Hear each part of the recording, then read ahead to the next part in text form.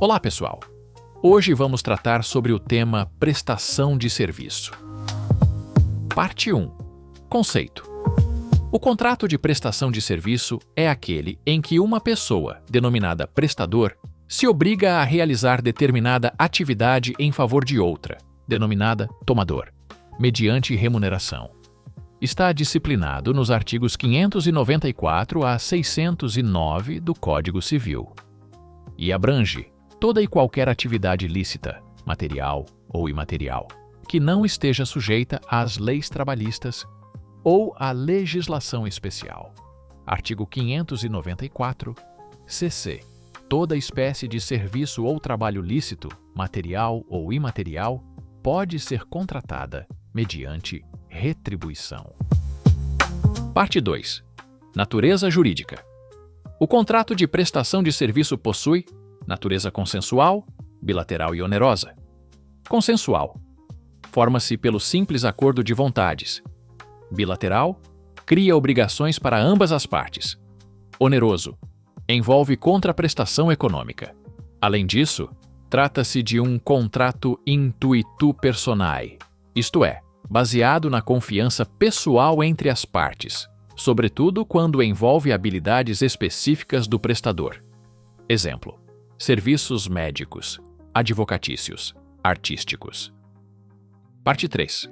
Elementos essenciais. Segundo o artigo 104 do Código Civil, todo contrato deve ter agente capaz, objeto lícito, possível, determinado ou determinável, forma prescrita ou não defesa em lei. No caso da prestação de serviços, o objeto é a atividade executada e não o resultado final. O serviço deve ser lícito e pessoal, sendo vedada a prestação de serviços ilícitos ou imorais. Parte 4. Diferença entre prestação de serviço e contrato de trabalho. É fundamental distinguir o contrato civil de prestação de serviço do contrato de trabalho, CLT. Na prestação de serviço, há autonomia e ausência de subordinação. No contrato de trabalho, há pessoalidade, habitualidade, subordinação e onerosidade. Artigo 3º da CLT. STF. Ré E 958.252. Reconheceu a possibilidade de terceirização irrestrita de atividades, desde que respeitados os direitos trabalhistas e a responsabilidade subsidiária da empresa contratante. Parte 5. Direitos e obrigações das partes. Do prestador: executar o serviço com zelo, diligência e dentro do prazo ajustado. Responsabilizar-se por danos decorrentes de culpa ou negligência. Não substituir-se sem autorização do contratante, se o serviço for personalíssimo.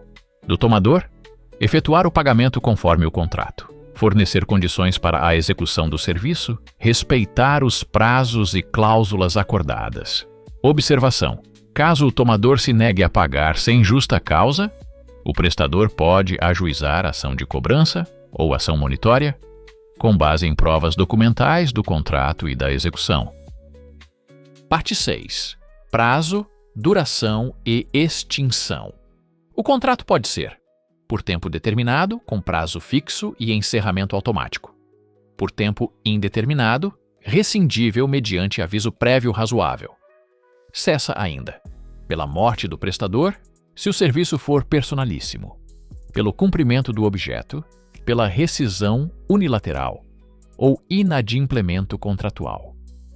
Parte 7. Responsabilidade civil. Conforme o artigo 927 do Código Civil, aquele que causa dano a outrem é obrigado a repará-lo. Assim, se o prestador executa o serviço de forma inadequada, responde pelos prejuízos, salvo se provar que agiu sem culpa. Nos casos em que a prestação de serviço ocorrer no contexto de relação de consumo, aplica-se o artigo 14 do Código de Defesa do Consumidor, impondo responsabilidade objetiva ao prestador, independentemente de culpa. Parte 8. Jurisprudência atualizada. O contrato de prestação de serviços não gera vínculo empregatício quando ausentes os requisitos da relação de emprego previstos no artigo 3º da CLT. A prestação de serviço autônomo não descaracteriza a subordinação jurídica quando demonstrado o controle e a habitualidade. Parte 9. Aspectos práticos e modelos. Os contratos de prestação de serviços são amplamente usados em consultorias jurídicas e empresariais, serviços médicos e odontológicos, obras e reformas, educação e treinamentos, tecnologia e marketing digital. Cláusulas essenciais. Objeto detalhado do serviço, prazo e forma de execução, valor e forma de pagamento, cláusula de rescisão e multa, foro de eleição e confidencialidade. Parte 10. Conclusão. O contrato de prestação de serviço é um instrumento de autonomia privada e equilíbrio contratual.